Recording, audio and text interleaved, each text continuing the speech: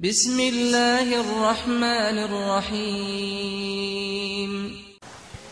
Dağı da İbn Abbas radıyallahu anh ayta anhuma, ikisine de Allah razı olsun. 330. hadis. Ve la telmizu enfusakum. Allah Kur'an'ına ayta de bayta. Sizden birinize çançmasın. Şu suymeyin zatını ayıpmaya koysun. Hani bilir misin şu? Niye adam suymeyin zatını ayıpsın, şu adam turuk eti.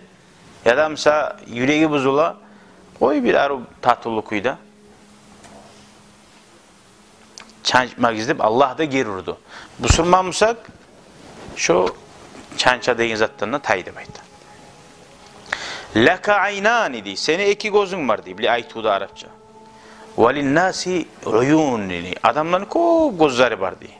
Adamların kop gözleri var. Sen hareket et, sağa maslahat bulgan zaklıka di.